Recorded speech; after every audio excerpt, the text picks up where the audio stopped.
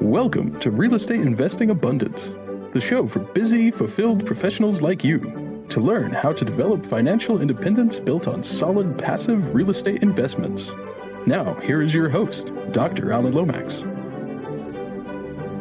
Hello, enlightened investors. Welcome back again. I'm delighted to be with you today as we look at student housing, a recession-proof with tailwinds to boot investment opportunity. Zachary Feldman is the Vice President of Development at Aptitude Development, one of the nation's top student housing firms. He spearheads the company's new development efforts, focusing on sourcing, underwriting, pre-development entitlement, capital markets, and investor relations. Prior to joining Aptitude Development, Zach launched ENJOI 77 Holdings, a real estate investment company specializing in student housing and multifamily investments with over 22 assets in the portfolio and holdings in the tech sector and solar development fields as well. Outside of work, Zach is focused on the Wildcat Fund, a nonprofit organization he co-founded that provides mentorship and college financial aid to students of color from his high school alma mater. So, Zach, take us into the show and share a memorable experience that helped you to be who you are today. Yeah, so thanks so much for having me on. I'm excited to be here. But I would say the memorable, but also, very kind of formed who I am is I was a big athlete growing up. And I tore my ACL 3 years in a row in high school. So I was all state in one sport. And then, I kind of couldn't play the spring sport or vice versa for many years. As a, 15, 16, 17-year-old kid, that's all you really care about. You got to figure out how you persevere and continue to, get up and find new things you wanted to do. And again, it's, a little silly looking back on it, but for a high school kid, it's a very big deal. But it definitely taught me perseverance at a young age and kind of have to keep going after chugging away at the things that you want to accomplish. And that has definitely served me well in my professional career, is whether it's a seller, an opportunity, whatever it may be, no or is not always the answer you want to hear. So sometimes you got to find a way to get around the wall. And I think a lot of that was just learned from, I would say, consistent disappointment and frustration in overcoming those obstacles. Well, I work with high school students even to this day, and it's amazing how those major setbacks to them, it's their whole life. Of course, they've only lived, 17, 18 years, and that is their whole life. And they have such a difficult time looking beyond those major setbacks because they've had no life experiences to really help them to look beyond those kind of things. So, Zach, how did you find your way through those major setbacks, which for a high school student, that is a major setback? I think the goal for me was to play sports and be competitive and get out there. And that was always just in the forefront. You don't know anything else. You're a young kid and that is kind of your whole life. And, I didn't really have any intention of playing in college. So I certainly think, selfishly, I think I had the ability, but that was just a setback, taught me a lot at a young age. And I think a lot of the lessons I learned still suit me well in what I do today. Yeah. Well, let's jump into real estate here and give us an idea as to how you got started. Yeah, it's a good question. So I would say, I grew up in a quasi real estate family. My father owns a few buildings and we had a lot of family friends that owned buildings and things like that. So I always thought I wanted to be in real estate. So actually I had a summer job on a maintenance team for a company out of Boston. And I, was on the waxing machines and in the hallways and kind of learned this side of the business a little bit from that perspective. And then the following summer, and this was just, in college, I was interested. So I wanted to dive in a little bit. I started renting apartments. I got my real estate license in Boston when I was 18. And then as kind of my academic career in college went on, I thought I wanted to be an energy trader. But, one thing I remembered is a lot of the guys that owned real estate, somehow they got to play golf on Wednesdays the majority of the time. And it was really nice, right? And I think this all kind of came full circle is, I had my junior internship in college, which in many ways sets you up for kind of your career after college. I read the book Rich Dad Poor Dad and the idea of having your money work for you and your capital versus labor and how that wants to play. So I really wanted to be an energy trader in the renewable energy space. And I ended up working in that field for a few years after college. But I always liked the idea of investing back into real estate. It's a bit of a funny story of how we got here, but I graduated college. I was working, in a 9-to-5 job. And I finally got my dream job on an energy trading desk on a renewables section. And it was not at all what I wanted to do. I spent like 2 or 3 years slugging through the corporate ladder, trying to get onto this desk. And I finally did.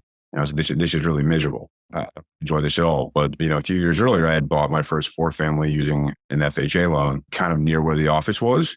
and I got the real estate bug. So, I really called it my day job and my night job, which was the start of ENJOI 77 Holding. In my nights and weekends, I was looking at real estate and trying to buy buildings with whatever money I had. And, I would raise money from friends and family on kind of a institutional method where you'd have, a waterfall structure and there'd be a promote and things of that nature. So I always tried to educate myself on how to structure things at a more sophisticated level, even though they were very small deals that I was doing early on. But yeah, I would say I was always on a path to do real estate, but I swerved out of the way for a little bit and came back the hard way. But it's been a great ride so far. And thank God for helping me get here. Well, that's interesting, Zach, and a little bit surprising to me, this kind of taking us away from real estate, but I'm really curious, what in the world made you think you would enjoy energy trading? Yeah, I would say a really special internship for renewables and brokerage firm. And I loved the idea of, the things that were happening in the renewable energy space. I mean, it's fascinating, right? And we don't have to go too deep into that, but it really is incredible, what is going on there. So that fascinated me from having an internship on the broker side to wanting to be on the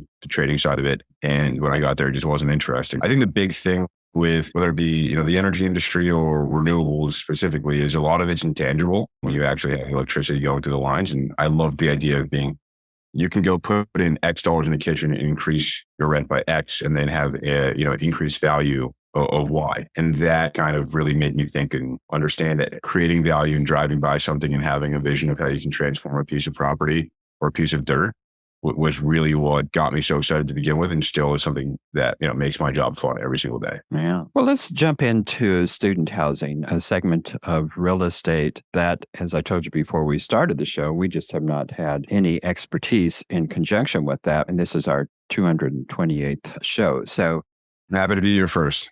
Yeah, I'm happy to have you here. So just give us a general overall concept of student housing in terms of what it is and how it is different in terms of other segments of the real estate investing industry. Sure. So what I think would probably be more helpful too is to differentiate between what's called institutional quality student housing and let's call it, for lack of a better term, mom and pop.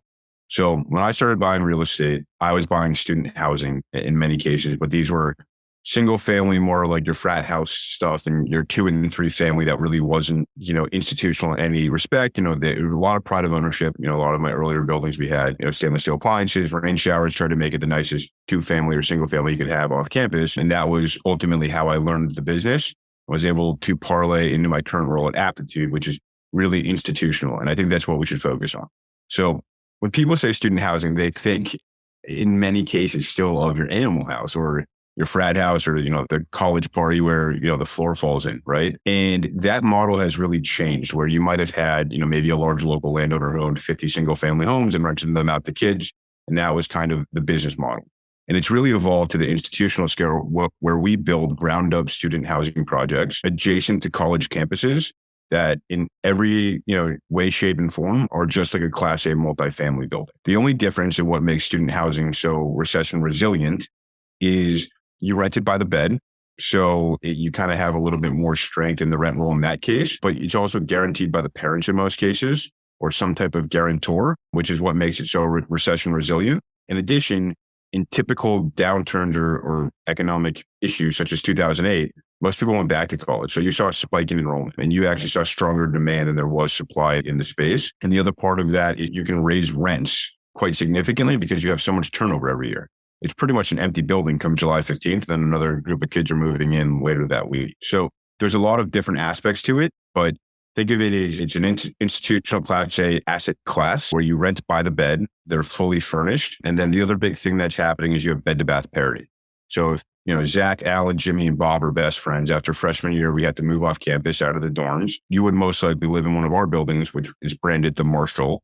And we call it roll out of bed location. So if a kid goes out on a Thursday night, has a good time, they can roll out of bed on a Friday morning and still make their 8 a.m. And that's kind of the location we look for. So a 10 to 15 minute walk from campus. And then, in this example, if the 4 of us were moving into the building, everyone would have their own bedroom, bathroom, walk-in closet, and then we'd share a living room. And these buildings also keep in mind to have, Class A gyms. They have study rooms on every single floor. So you don't have to walk to the library at 1 a.m. after dark and worry about getting home safely.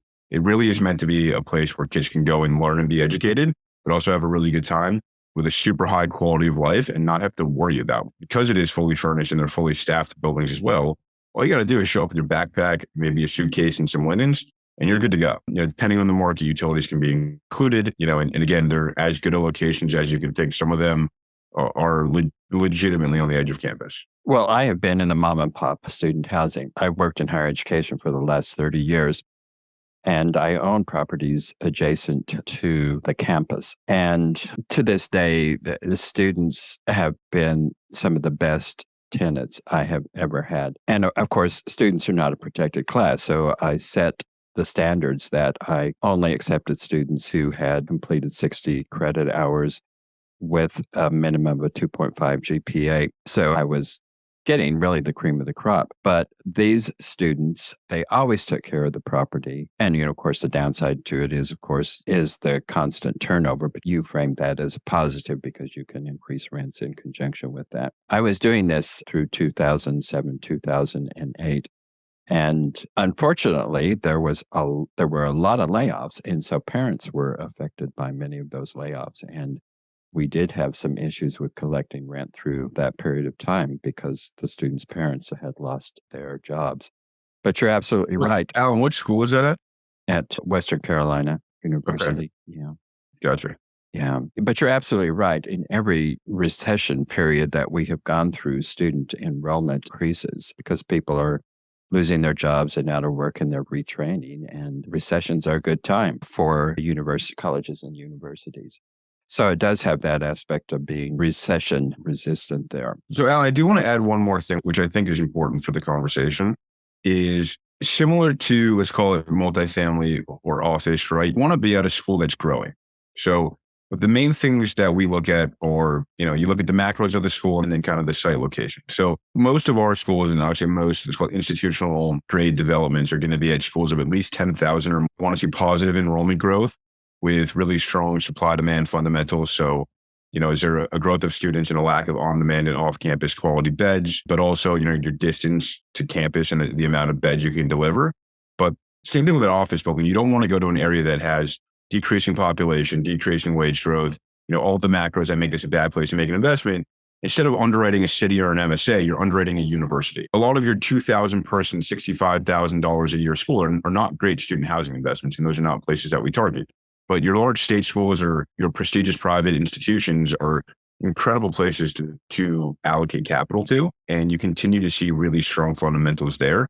And that's just, something to keep in mind is, there's this talk about, how does higher education evolve and where do things go from here? And I think that when you dig into the macros and understand the market intricately of why a school is growing, what are they doing well, it creates a lot of confidence in the investment thesis. That makes total and complete sense. And at the time that I was investing in these mom and pop opportunities, Western Carolina was definitely in a period of growth. I guess it still is to this day. But when I was doing this, it was in rapid growth. And I had never really considered that, but I can see why that is a very important fundamental to look at there. And well, of course, being a mom and pop operator and having an ideal location, I always had, even though there's constant turnover, I had my units rented in February for August occupancy. And that was another reason that I was able to get quality tenants, because the quality tenants are those tenants who are in February looking towards August. And so you just get the cream of the crop automatically. If you have that's also a good point to bring up, which I think differentiates student housing from, let's call it your multifamily or your apartment building, your traditional one,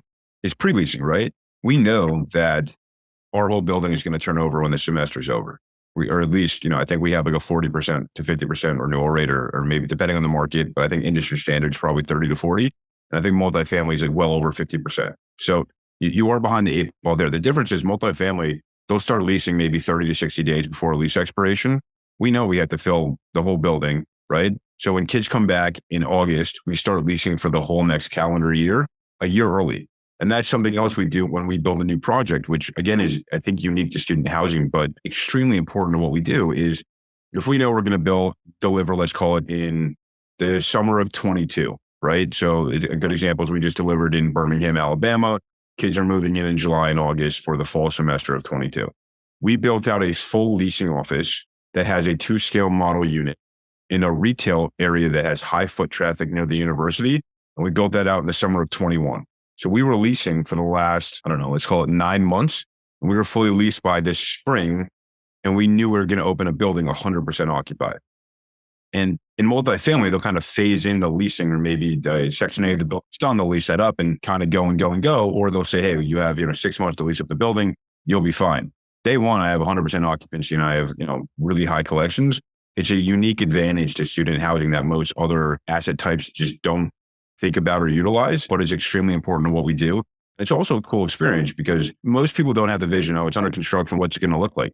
But if the coolest bar in town, and then there's maybe like your local Starbucks and Chipotle, if in between there's a retail space with music and kind of, video renderings of the building, and you have 5 to 8, young people that are helping lease a building and they make it a fun, energetic area, it's exciting. You want to go live in a new building. You want to try something different than what you had in your dorms freshman year, maybe the off-campus house you're living in now, or the other buildings that you might live in. And instead of having to take a chance, you can actually see what you're going to live in. Again, the 2-scale model unit has the same finishes, appliances, everything in between that you're going to live in. And it really helps create kind of the story of what they're going to live in down the road. And again, it's just unique to the student housing industry with pre-leasing the building every single year, but also prior to getting your CO, it's something that we stress on is during the lease up year, during construction, can really make or break a project. To your point, if you can lease up by Christmas, it's a very easy spring for you. Absolutely. Zach, tell our audience how it is they can get in touch with you to take advantage of your wisdom and expertise in this field. Yeah. So Zach Feldman, and I always say this, it's 2022. If you're interested in getting in contact with me, just text me,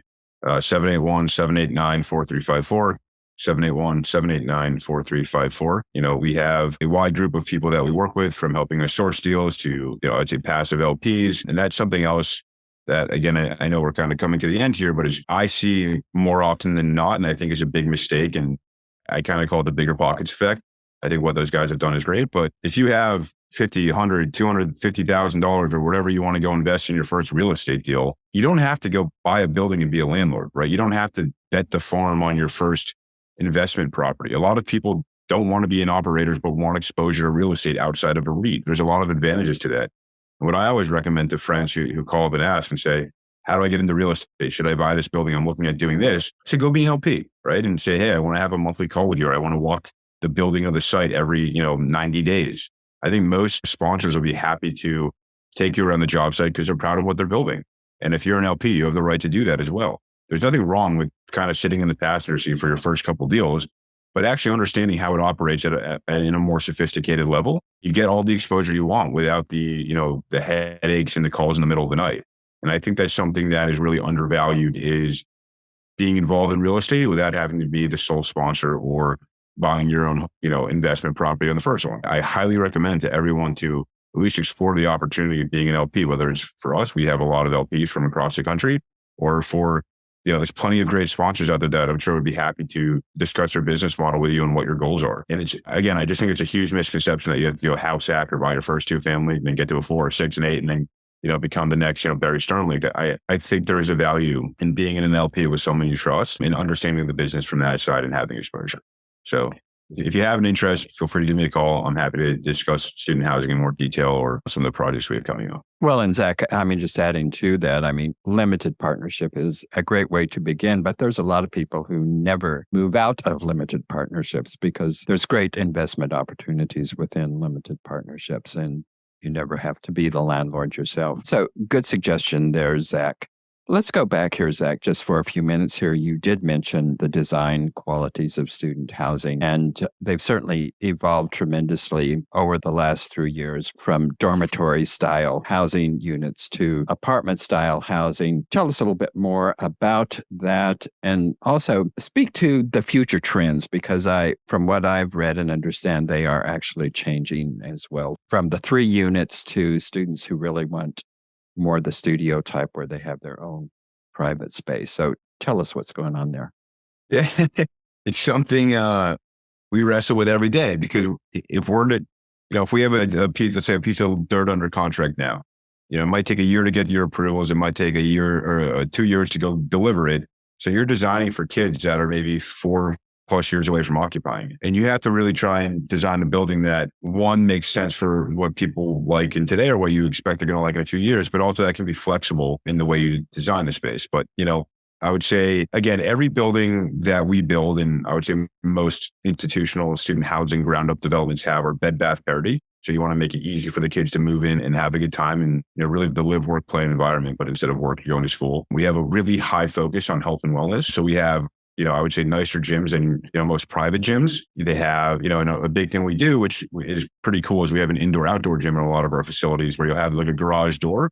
And if it's a nice day, you can go do, your core workout outside or do some, your HIIT training on a turf field that we'll build out on, in the indoor-outdoor gym. And then again, we have, large study spaces, but private study spaces on every single floor in a few different locations, so that if you ever do want to go, put in 3 hours before a test or late at night, you're not struggling to find a space in the library. You can do it in the comfort of your own home without having to be in your room. We staff a building somewhat traditionally to a multifamily building, but we add a lot of what we call community managers and leasing assistants, because there is such a focus on pre-leasing the building for the following year. And, I would say beyond that, it depends on the market that will put certain features in. So from a design standpoint, we did something in South Carolina near Myrtle Beach at Coastal Carolina University.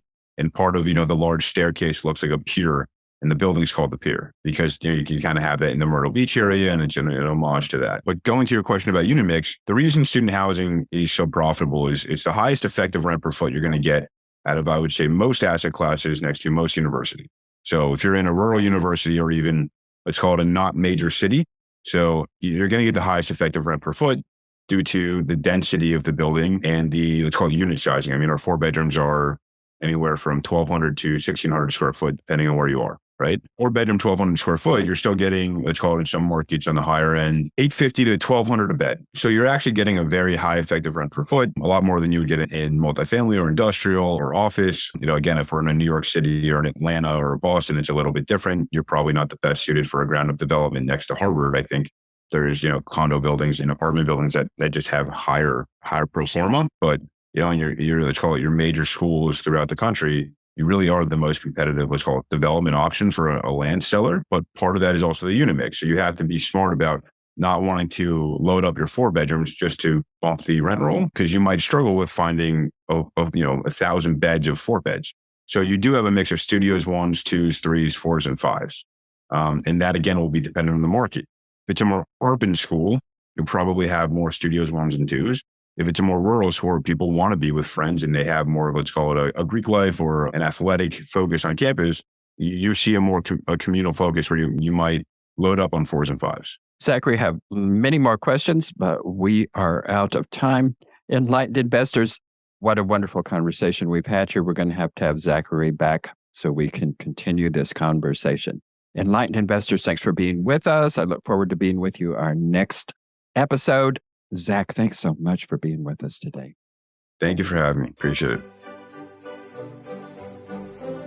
Thank you for tuning in to Real Estate Investing Abundance, brought to you by Steve Talker Capital, a company working for passionate professionals like you to develop financial independence built on solid, passive real estate investments. As part of our efforts to make the world a better place, Steve Talker Capital contributes to activities and organizations committed to better understand the equine. These endeavors attempt to enhance the human treatment of horses worldwide.